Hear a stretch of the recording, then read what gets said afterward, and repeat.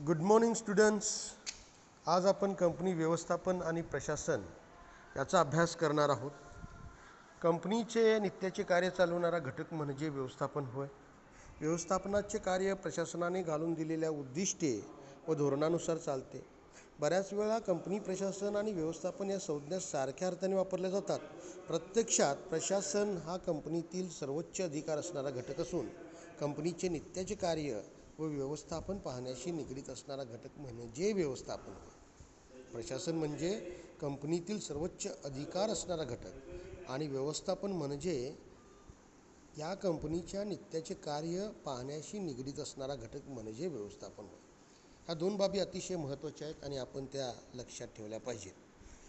Company प्रशासन किंवा company administration म्हणजे काय आपण ते पाहू. प्रशासन हा शब्द किंवा संज्ञा ही शासन किंवा शासकीय कार्यपद्धतीशी निगडीत असून त्याचा संबंध कंपनीची सर्वसाधारण धोरणे आणि उद्दिष्टे ठरवण्याशी असतो. कंपनीच्या कार्याचे नियोजन, संघटन, समन्वय, प्रोत्साहन, नियंत्रण इत्यादी सर्वांची बेरीज म्हणजे प्रशासन होय. प्रशासन या संज्ञेमध्ये कंपनीतील सर्वोच्च घटकांचा समावेश होतो. कंपनीच्या दृष्टीतून भागधारक हे असंख्य आणि विखुरलेले असतात. प्रशासन या संज्ञेच्या दृष्टिकोनातून भागधारक सभासदांचा स्वतंत्रपणे विचार न करता त्यांच्या सभासदांच्या सभा या दृष्टीने विचार केला जातो. सभासद सभेत एकत्रितपणे कंपनीचे मालक आणि प्रशासक या नात्याने कंपनीचे धोरणे आणि उद्दिष्टे ठरवतात. तसेच कार्याची व्याप्ती ठरविली जाते. संचालक अन्य अधिकाऱ्यांचे नियंत्रण करणे, कंपनीच्या प्रगतीकडे लक्ष देणे इत्यादी कार्याबाबत निश्चित भूमिका घ्यावी लागते. कंपनी व्यवस्थापन आणि प्रशासनात समाविष्ट होणारे प्रमुख घटक कंपनी कायदा 2013 मधील तरतुदीनुसार पाहता येतात. त्यामध्ये सर्वात प्रथम आपल्याला संचालक कोण आहेत, संचालकांची निवड कशी केली जाते, त्यांचे अधिकार आणि कार्य काय आहेत हे आपण पाहूया. त्यानंतर दुसरी मुख्य व्यवस्थापकीय व्यक्ती म्हणून याच्यामध्ये आपण व्यवस्थापकीय संचालक किंवा मुख्य कार्यकारी अधिकारी किंवा व्यवस्थापक, कंपनी सचिव, मुख्य वित्तीय अधिकारी इत्यादी कंपनीच्या व्यवस्थापकीय व्यक्ती म्हणून पाहिल्या जातात. त्यानंतर व्यवस्थापनाशी संलग्न घटक याच्यामध्ये हिशोबनीस आणि लेखापाल, लेखापरीक्षक, कायदा सल्लागार इत्यादी व्यक्तींचा समावेश केला जातो. आपण आता वन बाय वन कंपनी संचालक ते व्यवस्थापनाशी संबंधित घटक, हिशोबनीस, लेखापरीक्षक किंवा कायदा सल्लागार इथंपर्यंत आपण ही माहिती पाहणार आहोत. कंपनी संचालक, ज्याला इंग्रजीमध्ये आपण डायरेक्टर्स म्हणतो, कंपनी कायद्याच्या दृष्टीतून विचार करता कंपनी ही एक कृत्रिम व्यक्ती असून तिला कायदेशीर अस्तित्व लाभते. कंपनीची निर्मिती ही कायद्याने केली असल्याने तिला शरीर आणि मन असते असं आपण म्हणू शकतो. त्यामुळे ती स्वतः कोणतेही काम करू शकत नसते. त्याची जबाबदारी मात्र कोणत्या तरी व्यक्तीला उचलावी लागते. ज्या व्यक्तीच्या मदतीने कंपनी कार्य किंवा व्यवस्थापन किंवा व्यवसाय करते त्यांना संचालक असे म्हटले जाते. म्हणजे शॉर्टमध्ये असं आपण म्हणू शकतो की ज्या कंपनीचं व्यवस्थापन किंवा संचलन करणारे असे व्यक्ती किंवा व्यक्ती समूह, अशा समूहास आपण कंपनी संचालक असं म्हणू शकतो. आता ह्या कंपनी संचालकांमध्ये कोणकोणते व्यक्ती, कोणकोणत्या पोझिशन्स, पदाधिकारी येतात हे आपण आता विस्तृतपणे पाहूया. संचालकांना सामूहिकपणे संचालक मंडळ असे संबोधले जाते. संचालकांना कंपनीचा मेंदू मानला जातो. हा मेंदू काम करीत असतो त्यावेळी कंपनीचे काम सुरू असते. कायदेशीर दृष्ट्या विचार करता संचालक हा कंपनीचा प्रतिनिधी असतो. तसेच त्याचवेळी तो कंपनीची मालमत्ता आणि हक्क यांचा विश्वस्तसुद्धा असतो. संचालकच ह्या संज्ञेचा अर्थ पाहू. कंपनीच्या कार्यावर नियंत्रण असणारी आणि कंपनीचे नेहमीचे कामकाज, व्यवस्थापन आणि देखरेख करणारी व्यक्ती म्हणजे संचालक होय. सदर व्यक्ती कंपनीचे व्यवसायाचे धोरण ठरवते, मार्गदर्शन करते आणि तज्ज्ञ सल्लासुद्धा देते. डायरेक्टर्स डेफिनेशन म्हणजे संचालकाची डेफिनेशन दिलेले आहे 2013च्या कंपनी कायद्यानुसार सेक्शन 2 सबसेक्शन 34 अनुसार संचालक म्हणजे कंपनी मंडळावर नेमण्यात आलेला संचालक होय. Director means a director appointed to the board of the company. Very simple definition it is. A director means a director who has been appointed to the board of a company through the election procedure. आता संचालक म्हणून कोणत्या व्यक्तींची नेमणूक केली जाते तर कलम 149 कंपनी कायद्यानुसार कंपनीचे संचालक म्हणून संघटित संस्था, असोसिएशन किंवा संस्थेची नेमणूक सुद्धा करता येत नाही. कंपनीचे संचालक म्हणून व्यक्तीची नेमणूक करता येते, म्हणजे कृत्रिम व्यक्ती संचालक पद धारण करू शकत नाही. संचालकाचे कार्यालय हे विश्वस्ताचे कार्यालय आहे. तसेच कंपनीच्या कार्याबाबत अपयश आल्यास त्याची जबाबदारी कोणीतरी स्वीकारावी लागते. अशी जबाबदारी स्वीकारणे हे कृत्रिम व्यक्तींना म्हणजेच संस्था किंवा कंपनीना अशक्य असते, पण संचालक म्हणून नेमल्यास त्यांच्याकडून मात्र जबाबदारी स्वीकारली जाण्याची शक्यता असते. त्यामुळे संचालकपद हे नैसर्गिक व्यक्तींनाच देता येते. संचालकांची संख्या आपण आता पाहूया. कमीत कमी आणि जास्तीत जास्त संख्या वेगवेगळ्या कंपनीच्या प्रकारानुसार किती असू शकते. जर ती सार्वजनिक कंपनी असेल तर कमीत कमी संख्या ही 3 असू शकते आणि जास्तीत जास्त ती संख्या अनलिमिटेड असू शकते. खाजगी कंपनी असेल तर कमीत कमी ती संख्या 2 असू शकते आणि मॅक्सिमम 15 असू शकते. एक व्यक्तीची कंपनी असेल तर एक स्वतः तो व्यक्ती कमीत कमी आणि जास्तीत जास्त 15 व्यक्ती त्या कंपनीचे मेंबर्स असू शकतात. सार्वजनिक कंपनीच्या बाबतीमध्ये थोडंसं हे इम्प्रूव्हमेंट केले गेलेले आहे. 3 आणि जास्तीत जास्त 15 नाही, हे जरासं पुस्तकामध्ये चुकलेलं आहे. जास्तीत जास्त unlimited strength can be the members of the directors of the company. 3 15, 2 15 आणि 1 15. कंपनी सभासदांच्या सभेत विशेष ठराव करते आणि संचालकांची संख्या 15पेक्षा जास्त वाढवू शकते. कंपनी कायदा 2013 मधील कलम 149 सब कलम 5 नुसार प्रत्येक शेड्युल्ड पब्लिक कंपनीमधील एकूण संचालकापैकी 1/3 संचालक हे स्वतंत्र संचालक असणे आवश्यक असते. स्वतंत्र संचालक म्हणजे इंडिपेंडंट डायरेक्टर्स. तसेच कलम 151 नुसार एका संचालकाची निवड ही नाममात्र किमतीचे भाग धारण करणाऱ्या भागधारकाद्वारे केली जाणे आवश्यक असते. संचालकांची नेमणूक किंवा नियुक्ती आपण पाहूया, ज्याला इंग्रजीमध्ये आपण अपॉइंटमेंट ऑफ डायरेक्टर्स असं म्हणतो. तर त्यामध्ये पहिल्या संचालकाची नेमणूक, the appointment of the first director. आता फर्स्ट डायरेक्टर्स म्हणजे काय? कंपनीची स्थापना झाल्या लगेच इमिडिएटली जे कंपनीचे डायरेक्टर्स होतात, संचालक होतात, त्यांना आपण कंपनीचे फर्स्ट डायरेक्टर्स असं म्हणू शकतो. तर त्यांची नेमणूक कशी होते हे आपण पाहूया. कलम 152 कंपनी कायदा 2013 नुसार कंपनीच्या नियमावलीत कंपनीच्या प्रथम संचालकांच्या नेमणुकीसंबंधी तरतुदी केलेली असते. जर तशी तरतूद नसेल तर अशा वेळी कंपनीच्या घटनापत्रकावर सही करणाऱ्या व्यक्तींना कंपनीचे प्रथम डायरेक्टर्स किंवा संचालक म्हणून संबोधले किंवा समजले जाते. जोपर्यंत कंपनी योग्य प्रकारे संचालकांची नेमणूक करीत नाही तोपर्यंत कंपनीच्या मेमोरँडम ऑफ असोसिएशनवर सही करणाऱ्या व्यक्तींना कंपनीचे प्रथम डायरेक्टर्स म्हणून समजले जाते. कंपनीच्या संचालक नेमणुकीसंबंधी तरतुदी पाहूया. कलम 152 आणि 160 याबाबत प्रतिपादन करतं. कंपनीच्या प्रत्येक संचालकाची नेमणूक ही कंपनीच्या सर्वसाधारण सभेद्वारे करण्यात येईल. कलम 154 नुसार संचालक ओळखपत्र क्रमांक मिळाल्याशिवाय कोणत्याही व्यक्तीची नेमणूक संचालक म्हणून करता येणार नाही. कंपनीद्वारा सर्वसाधारण सभा किंवा इतर प्रकारे संचालक म्हणून नेमणूक होण्यासाठी प्रस्तावित प्रत्येक व्यक्तीने अशा वेळी आपला संचालक ओळखपत्र क्रमांक तसेच ती व्यक्ती सदर कायद्यानुसार संचालक होण्यासाठी अपात्र नसल्यासंबंधी डिक्लेरेशन किंवा निवेदन सादर करणे आवश्यक असते. संचालक म्हणून नेमणूक झालेल्या व्यक्तीने संबंधी दिलेली मान्यता अशा मान्यतेनंतर 30 दिवसांच्या आत कंपनी नोंदणी अधिकाऱ्याकडे दाखल करणे आवश्यक असते.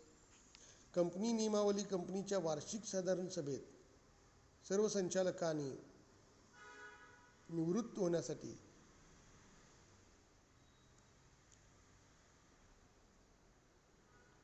सांगत नसेल तर अशा वेळी क्रमबद्ध रीतीने निवृत्तीसाठी पात्र होणाऱ्या संचालकांची संख्या सार्वजनिक कंपनीत एकूण संचालक संख्येच्या 2/3 पेक्षा कमी असू नये.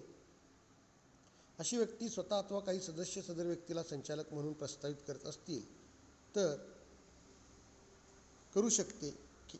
कधी तर एखादा संचालक निवृत्त न होणारी व्यक्ती सदर कायद्यातील तरतुदीनुसार कंपनीच्या कोणत्याही सर्वसाधारण सभेमध्ये संचालक म्हणून नेमणूक होण्यास पात्र असेल. जर अशी व्यक्ती स्वतः अथवा काही सदस्य सदर व्यक्तीला संचालक म्हणून प्रस्तावित करत असतील तर, किंवा संचालक नियुक्तीसंबंधी होणाऱ्या सभेपूर्वी उमेदवारी संबंधाने 14 दिवस आधी कंपनी कार्यालयाला रुपये 1,00,000 अथवा त्यापेक्षा जास्त विहित केलेल्या अनामत रकमेसोबत लिखित स्वरूपात कळवले असेल तर. हे झालं अपॉइंटमेंट ऑफ द डायरेक्टर्स. आता याच्यामध्ये appointment of the first director, पहिल्या संचालकांची नेमणूक असं आपण पाहिलं. त्यानंतर याच्यामध्ये परत alternate directors, additional directors, managing directors इत्यादी पदे सुद्धा अपॉइंटमेंट केली जातात. अल्टरनेट डायरेक्टर म्हणजे ज्यावेळी एखादा मुख्य संचालक किंवा चेअरमन ऑफ द बोर्ड कुठे फॉरेनला किंवा काही कालावधीसाठी बाहेर गेलेला असेल तर अशा कालावधीमध्ये अल्टरनेट किंवा ॲडिशनल संचालक असं आपण नेमू शकतो. मॅनेजिंग डायरेक्टर म्हणजे व्यवस्थापकीय संचालक, असा संचालक की जो कंपनीच्या व्यवस्थापनाशी निगडीत असणाऱ्या सर्व गोष्टी संचलन करत असतो. तर हे झालं शॉर्टमध्ये संचालकांची नेमणूक आपण डिस्कस केलेली आहोत.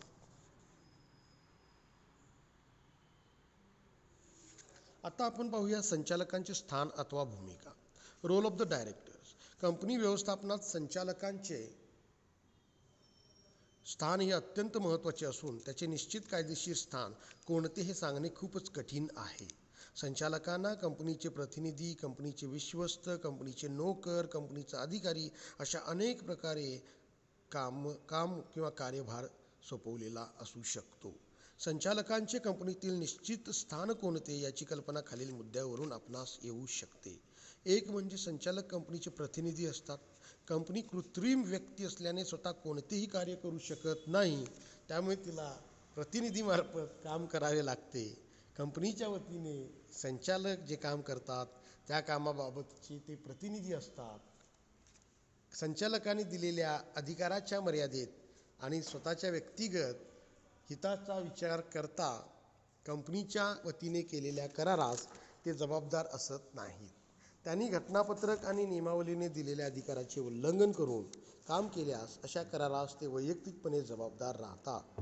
संचालकांनी मर्यादेबाहेर जाऊन कोणतेही करार केल्यास, काम केल्यास, कार्य केल्यास भागधारक अशा करारास विरोध करू शकतात किंवा अमान्य करू शकतात.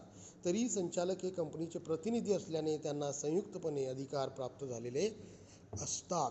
सर्वच बाबतीत संचालकांनी भागधारकांची सल्लामसलत केली पाहिजे असे बंधनसुद्धा नसते.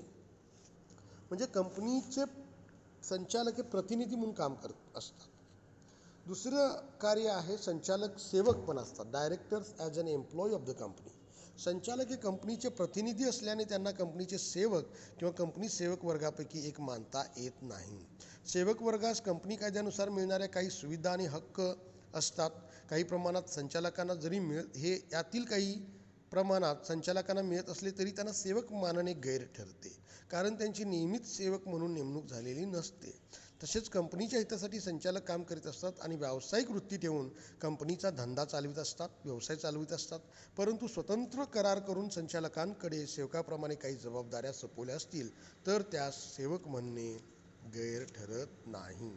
हा एक थोडा अपवादाचा भाग आहे की स्वतंत्रपणे करार करून एखाद्या संचालकाबरोबर जर काही सेवकाला, एम्प्लॉईला जसं काही काम किंवा जबाबदाऱ्या दिल्या जातात अशा पद्धतीने काही जबाबदाऱ्या सोपवल्या असतील तर त्यास मात्र त्यावेळी सेवक म्हणता येऊ शकतं.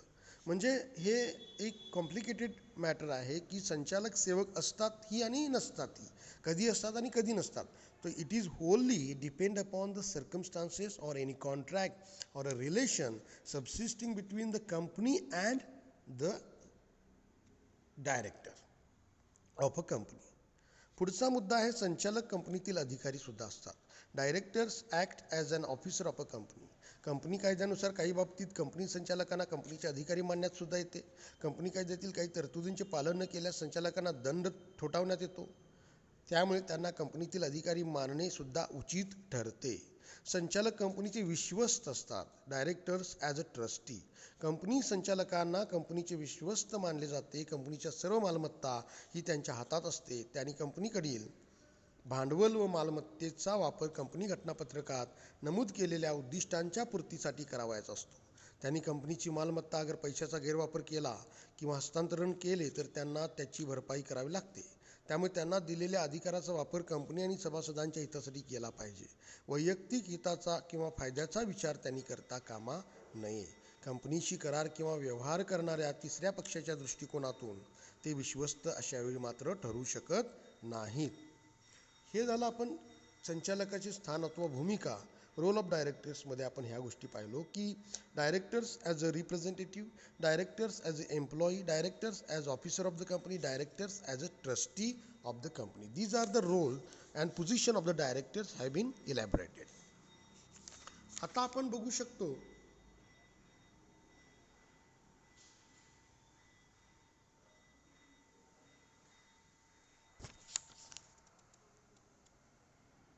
संचालकांची कार्य ड्युटीज ऑफ द डायरेक्टर्स. कलम 166 कंपनी कायद्यानुसार कंपनी नियमावलीत नमूद केलेली संचालकांची कार्ये, जी काही नियमावलीत आर्टिकल्स ऑफ असोसिएशनमध्ये जर काही विशिष्ट अशी कार्ये नमूद केलेली असतील संचालकांची, तर ती कार्यभाग करणं हे संचालकांचं कर्तव्य असतं. त्यानंतर कंपनी संचालकाने कंपनीच्या उद्देश प्राप्तीसाठी तसेच कंपनीशी निगडीत कंपनीचे सदस्य, कर्मचारी, भागधारक, समाज व पर्यावरण या सर्वांच्या हितसंरक्षणासाठी कार्य केले पाहिजे. कंपनी संचालकाने आपले कार्य पार पाडताना पुरेसे कौशल्य, निर्णय स्वातंत्र्य यांचा वापर केला पाहिजे व पुरेशी दक्षता बाळगली पाहिजे. कंपनी हिताच्या आड येणाऱ्या अथवा येऊ शकणाऱ्या कोणत्याही परिस्थितीमध्ये कंपनी संचालकाने प्रत्यक्ष अथवा अप्रत्यक्षपणे सहभाग घेणे टाळले पाहिजे. कंपनी संचालकाकडे तो स्वतः, त्याचे नातेवाईक, भागीदार किंवा सहकारी यांना गैरमार्गाने कोणताही फायदा अथवा लाभ पोहोचवू नये अथवा त्यासाठी प्रयत्न करू नये. सदर बाबतीत संचालक दोषी आढळल्यास अशा फायद्याच्या रकमेइतकी रक्कम तो कंपनीला देय राहील. संचालकाने आपली कार्ये अथवा कर्तव्ये दुसऱ्या कुणाला नेमून देऊ नयेत. असे केल्यास सदर कार्ये व्यर्थ ठरतील. कंपनी संचालकाने वरील तरतुदींचा भंग केल्यास तो कमीत कमी ₹1 लाख ते जास्तीत जास्त ₹5 लाख इतक्या दंडास पात्र राहतील. कंपनी कायदा 2013 अंतर्गत परिशिष्ट क्रमांक 4 मध्ये नमूद करण्यात आलेल्या स्वतंत्र संचालकांची कर्तव्ये आणि जबाबदाऱ्या खालीलप्रमाणे आहेत. संचालक मंडळाला न्याय आणि स्वतंत्रपणे निर्णय घेण्यास मदत करणे. कंपनीशी निगडीत सर्व हितसंबंध धारकांच्या, विशेष अल्पसंख्याक भागधारकांच्या हितांचे संरक्षण आणि संवर्धन करणे. भागधारकातील परस्पर विरोधी हितसंबंधात समतोल राखणे व त्यात समट घडवणे. संचालक मंडळ तसेच समिती बैठकात सक्रियरित्या उपस्थित राहणे व रचनात्मक योगदान देणे. कंपनीशी संबंधित पक्षांसोबत होणाऱ्या व्यवहारांकडे योग्य व पुरेसे लक्ष पुरवणे. कंपनी संदर्भातील कोणतेही अनैतिक वागणूक, आचारसंहितेचे उल्लंघन तसेच संशयित फसवणूक या संदर्भात प्रामाणिक व निष्पक्षपणे काळजी व्यक्त करणे. तर अशा पद्धतीने आज आपण कंपनी व्यवस्थापन आणि प्रशासन, त्यानंतर संचालक म्हणून होणारी नेमणूक, संचालकांची नेमणूक, त्यामध्ये पहिले संचालक, अल्टरनेट पर्यायी संचालक, अतिरिक्त संचालक, मॅनेजिंग डायरेक्टर्स इत्यादींचा आपण अभ्यास केला. त्यानंतर आपण संचालकांचे स्थान आणि त्यांची भूमिका आणि संचालकांची कार्यसुद्धा आपण शॉर्टमध्ये आपण पाहिलेली आहे. तर जर तुम्हाला कुणाला काही अडचण किंवा या संदर्भात क्वेरी असेल तर तुम्ही मला फ्रीली कॉन्टॅक्ट करू शकता किंवा व्हॉट्सॲपवर मेसेज पाठवून शंका विचारू शकता. धन्यवाद.